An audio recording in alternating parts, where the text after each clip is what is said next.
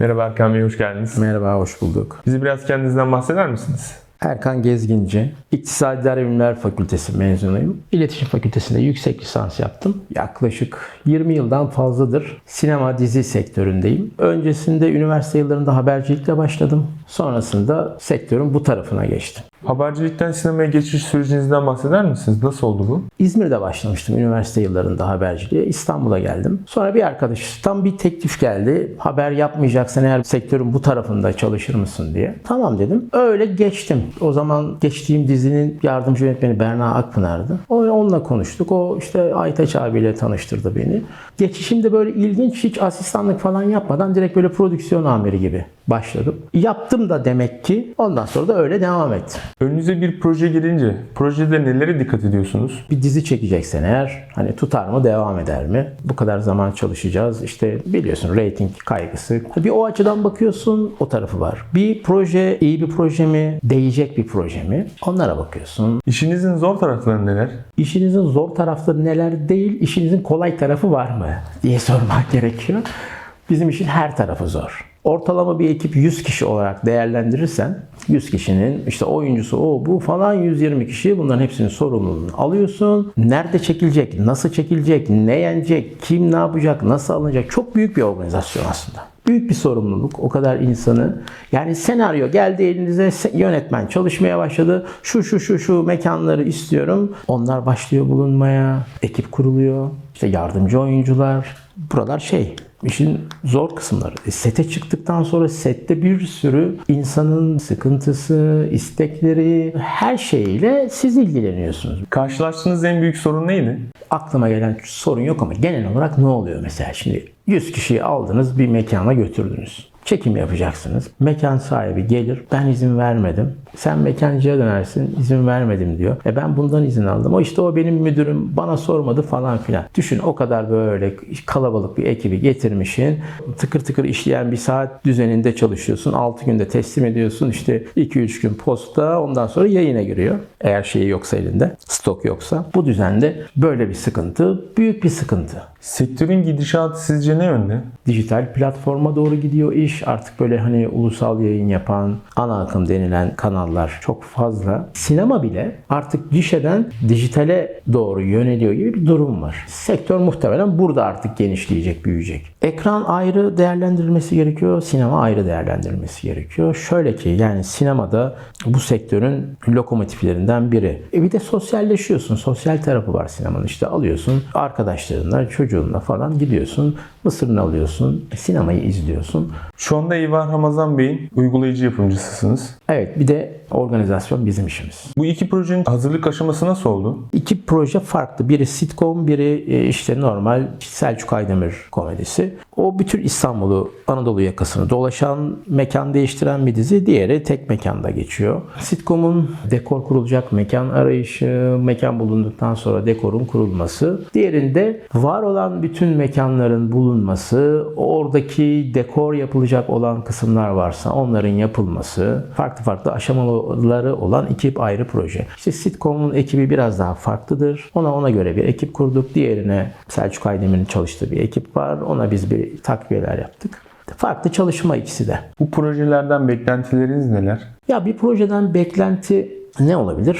İzleyicinin beğenmesi. İzleyici beğenecek ki bölümler devam edecek, işiniz devam edecek. Yani bizim açımızdan da yeni bir proje bulmak, onu tekrar sıfırdan planlamak, üretmek, kanala beğendirmek, yayına onu koymak bir zaman. Var olan diziniz izleyici tarafından beğenilirse bizim açımızdan en mutlu olanı bu.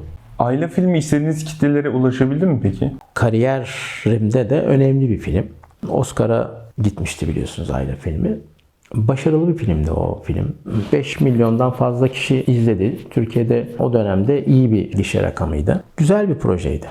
Aile filminin dekorlarını nasıl tasarladınız? Aile filminin mesela Hastal'da bir askeri kışlada, Fırat Yünnel sanat yönetmeni, Hastal'da bir askeri kışlada planlandı. Birkaç dekoru vardı. Hadi bakalım. Yani orada Güney Kore'deki Türk Birliği'nin olduğu dekorlar askeri tarihi kaynaklardan da bakılarak planlandı birebir. İşte o dönemdeki birlikteki işte binalar, çadırlar, askerin kıyafetleri var olan askeri tarihi kaynaklarla şey yapılarak, onlara bakılarak yapıldı, öyle planlandı. İsmail Hacıoğlu nasıl bir oyuncu? İyi bir oyuncu, başarılı bir oyuncu. Ver madem çocuğu başka birine. Hadi acelemiz var.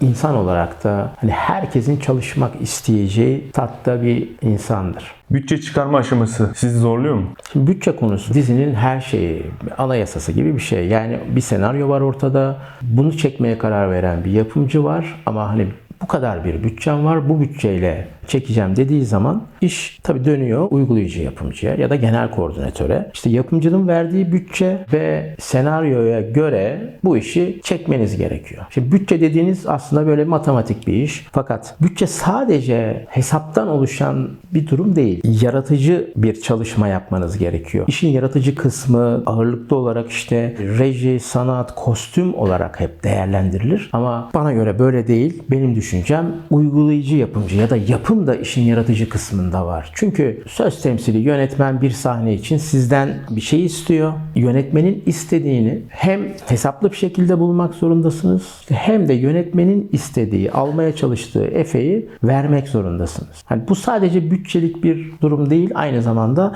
yaratıcı olmanız gerekiyor. İşte Türk İşi Dondurma filminde şöyle bir şey anlatayım. O filmi çekerken işte bizim orada bir buharlı trenimiz var. O buharlı trenin böyle buharları çıkararak tren kalkış yapacak.